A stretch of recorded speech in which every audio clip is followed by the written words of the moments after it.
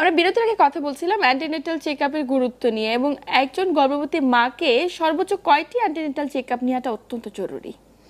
Antenatal checkup সাধারণত হু থেকে বলে, WHO থেকে বলেছে ছয়টা মিনিমাম করতে হবে। তো আমরা যেটা ডাক্তাররা বলি, প্রথম 3 মাসের মধ্যে একবার সে চেকআপে আসবে, আর সেকেন্ড ট্রাইমাস্টার মানে 3 মাস থেকে 6 মাসের মধ্যে মাসে একবার করে আসবে, এবং তার 32 উইকস হয়ে গেলে 15 ডেজ পর পর আসবে, মানে 2 সপ্তাহ পর পর, এবং 37 উইকস থেকে 1 সপ্তাহে একবার, উইকলি একবার আসবে।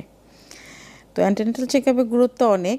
এখানে যে শুধু ডাক্তার মেডিসিনই দিবে তা না, অনেক ভ্যালুয়েবল তাকে অ্যাডভাইস দিতে পারেন, যে অ্যাডভাইসে তার অনেক সুবিধা হবে, পেশেন্টের অনেক সুবিধা হয়। যেমন তাকে ভালো ভালো করে ঘুমানোর জন্য আমরা একটা পরামর্শ দিই। রাতে কমপক্ষে সে 8 ঘন্টা ঘুমাবে, এবং দিনের মধ্যে 2 ঘন্টা ঘুমাবে দুপুরে। এই ঘুমটা বাচ্চার গ্রোথের জন্য খুবই জরুরি। হ্যাঁ, দেখা যায় যে যারা অফিসে কাজ করে তাদেরও আমরা ওই কথা বলে দিই যে দরকার হলে তারা অফিস থেকে ছুটি নেবে, বা একটু সুযোগ পেলে পাটা তুলে বসে বা লাঞ্চ আওয়ারে একটুখানি ন্যাপ নিবে।